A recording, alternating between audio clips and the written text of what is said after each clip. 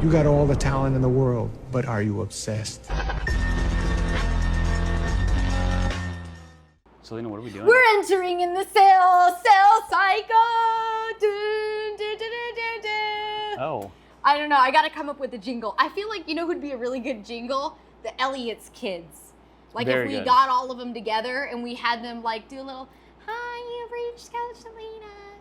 She's not available. Give her a call back. You know, like, I don't know. Jingle sell. Anyways, yeah, something like that. Okay, today on the sell cycle, you've just entered. That is a really cool inside of it. Band-Aid. Is that a Band-Aid? It's not a Band-Aid. I've been talking with it on my past video.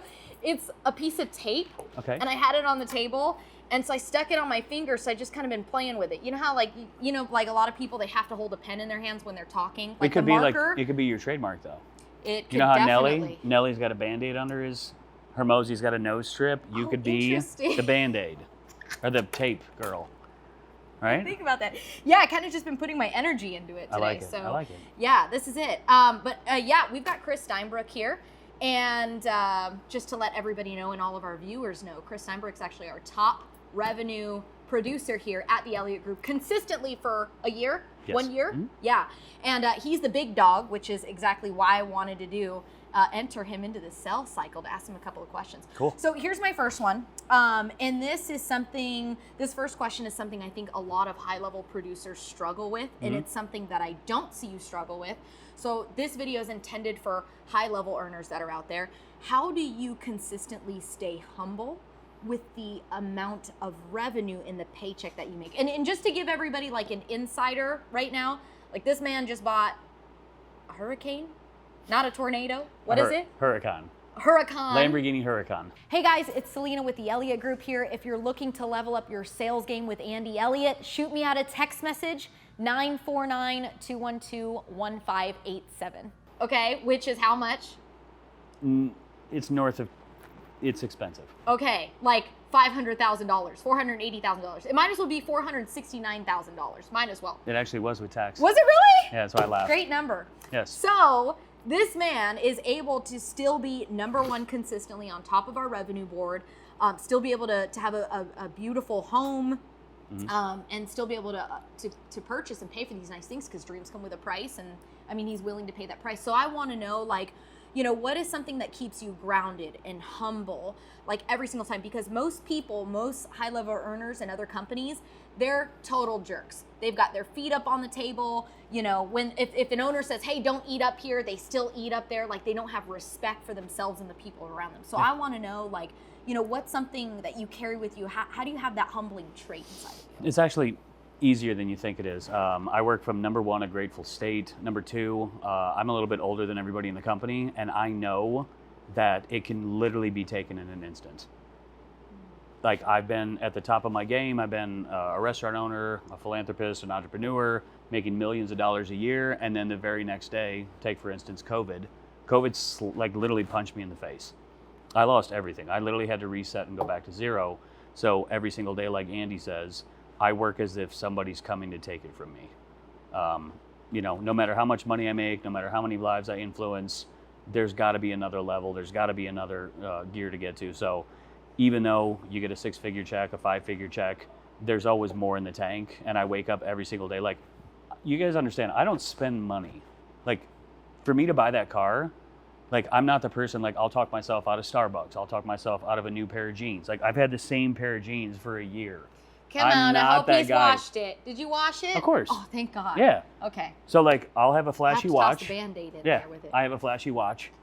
I'm literally wearing flip-flops. Yep. I wear flip-flops it's the same pair of flip-flops for 2 years. And do they say that in Florida? They call it flip-flops. In Hawaii, they call it slippers. Yeah, They no, call it's it flip-flops in Florida. Okay, all right. So, I was just double yeah, I'm actually from Florida. I live in Florida for 22 years. Represent? Anybody for our Floridians out there? FL, we don't wear shoes. You longboard on the beach in hell yeah. flip-flops. Yeah. You wear board shorts all day long. Yeah. So do you have something like, because I know Sean Pollard always talks about having a gratitude book, like writing it every single day. Mm-hmm. Do you do things like that? Or like, do you recite to yourself something?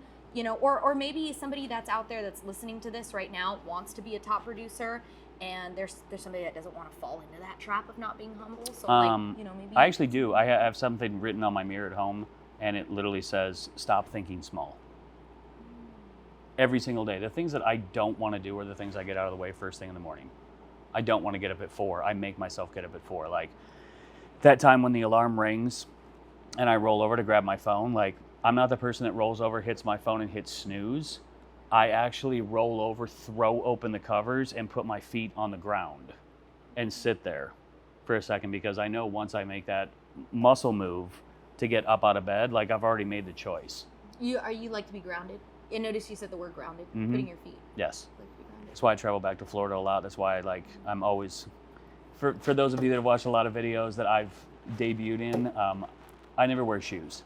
I'm glad that you're actually talking about what the first thing that you do to get out of bed, because I would like to know if you could give us a little insider of what Chris Steinbrook is like Chris Steinbrook's life is like on a daily. So kind of walk us through the day. Like what does it look like? Because I know you work out. Yeah. You've got your wife involved here. We'll talk about her in a second here too.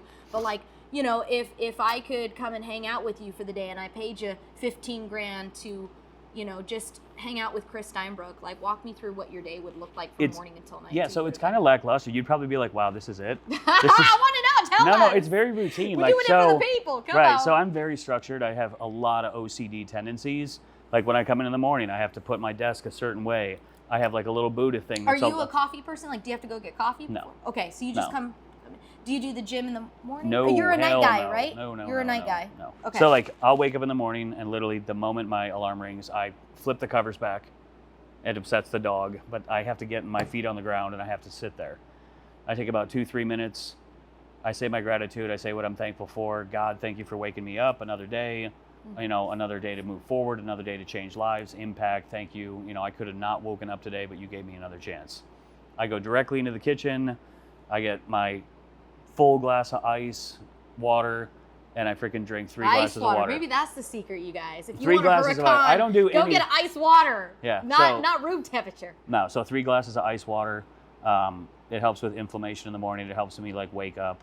And then of course I start my routine. I take a shower. I don't take a hot shower. I think that's dumb. Yeah. Because why get relaxed? I want to wake up. David Goggins. So I'm the guy that literally, how people reach in and they open, they start the shower and then they wait and they kind of put their foot and their toe in and they're like, ooh, it's not warm yet. You mean Selena? No. So I go in the shower. It's one of the glass ones. We open it and I stand under it and I literally just take a breath and I turn it on. And it comes out ice cold and I stand there and do my little breathing because it's ice cold. Yeah. And then I understand, like everything, this isn't going to last forever. The cold is eventually going to get warm. If you can last through this, if you can last throughout the day, the hard stuff, the rejection on the calls, getting literally your face punched in on the phone because you can't, unfortunately, sometimes let people borrow your belief that they're stronger and they can actually make a change. Wait, let's slow that down. Say that one more time. Sometimes it's difficult when you're talking on the phone to so many clients who reach out for help and all they're missing is to borrow some belief from you that they are more powerful than they are. That's mostly what it is. Andy Elliott he set the bar so high, and the reason that people watch these videos is because there's a missing piece or 2 pieces to the equation. They reach out looking for help, and the problem is we give them a solution. They're not ready to accept that solution because they don't think of themselves as somebody that can actually make that work. It's let's say, for instance, you make $20,000 a month, all right? If I say, Selena, it's possible for you to make $150,000 a month. That's too big of a jump for your mind to grasp. It's not, I'm not saying it isn't possible, but for a person that's making $5,000 a month, for us to be like, dude, you're gonna make $20,000 a month. That's like them going to Monaco and seeing this mega yacht and going, there's a person that makes that much money in a single day to afford that. Must be nice. Powerful. That's not possible. That's impossible. That's not true. That's your limited belief. Yep. There are people that make $100,000 in a day, people that make $100,000 a year, there's people that make $100,000 in 5 years. I mean, where does your abundance stop? Yeah, that's powerful. So. That's powerful. So then you come into work? I come into work 2 hours before everybody. And yeah, Chris does. I feel like both you and I are the earliest people that are usually here. And then it's because we have dealers on the East Coast. Yeah, on the East Coast. So around what time? Is there some? Do you make an agreement okay, by 6 I'll be headed out the door, by 7, or Or are you somebody that's like, you know what, I put up a good amount of money today for the company, I Ooh, hell contributed. no. You know, after 12, I'm going to go treat myself and go relax for the rest of the day. Like, you know, or is there a certain time? What does that look like? No, I stay in the paint the whole time. You know, I watch and again, everybody has their own thing. I sit and do the stuff that I need to do all day long, no matter how methodical or how stupid some people be like, you literally sit in front of a computer all day long. Well, I'm reaching out to all of my customers. They're not clients, they're customers, they're friends. They're people I built relationships with. So I make sure that the reason I get here early is because East Coast is 3 hours. So if I get here at 6, it's 9 a.m. Yep. They've already been That's up. true. They've already got their first no, and we need to be there for them. So when the rest of them show up at 8:29, 8:30, I mean, I've already had time to, you know, give them that pep talk, make sure they're doing good, check in with them, reaffirm, give them a little belief. Yeah, I love that. So Chris also has a superpower next to him all day long. It's his beautiful wife. I thought you were going to say the dog. Well, yes, Gracie too. Gracie, he's got his little mascot. I do. She's our little lioness in here. Huh? But Chris's wife works side by side, which I feel like I'm just going to assume it for you. It is your superpower too at the same time. What is it like to have your wife work with side by side with you? You know, and everybody is different. Everybody's got a different perspective. Some people are like, no, I need my separation. Like, you go do your own thing, I need my own. What does that mixture look like with your wife kind of tag teaming and sitting next to you? How do you guys work well together? Do you still need, you know, separate spaces? Like, what is it like to have your wife work? There's a healthy balance between everything. Like, yes, you know, she is my everything. She's my better half. You know, she's the woman I fantasize about. Like, there's really nobody else who even crosses my mind. And then here's the crazy. So this is crazy. Just because you don't have a sales background doesn't mean you can't be a beast in sales. So the reason I say that, Crystal has never done sales in her whole life, ever. She's a person that's actually worked with people who are actually dying in the nursing industry and, you know, I don't know what it's called. Like it's the medical field? Yeah, people like with in a Alzheimer's. Right, yeah. Alzheimer's and dementia. Yeah. So she worked with literally people that were dying. So when she finally got in here and she says to me, I hate speaking when you're in the room because you're so good, you make me nervous and I don't want to disappoint you. And I'm like, you're more powerful than you ever think you are. It's literally just building relationships and figuring out, again, what is the missing link or puzzle piece for you to actually get what you want out of life. So I've been practicing with her. I've actually been coaching and teaching her. And last month, she actually broke the record for new coach, which he's never been in sales before. But yeah, I mean, there are times, you know, it's like anything. Too much of a good thing sometimes is too much. And, you know, for instance, we don't work out together. We just don't. This is my final question that I'd like to ask you, especially because you come from a sales background. You worked at a Toyota store. Yes. And bartended, which I feel like, did you predominantly work with males there too? Everybody. And in the car business probably was male dominant? Yes. What is your opinion on women in business? I think that it's actually like there needs to be more because they're so dangerous. They understand emotion. They understand, you know, like there was a girl that worked with me at Toyota. I said, I don't understand. And she goes, what do you mean? I said, first of all, when's the last time a guy said no to you?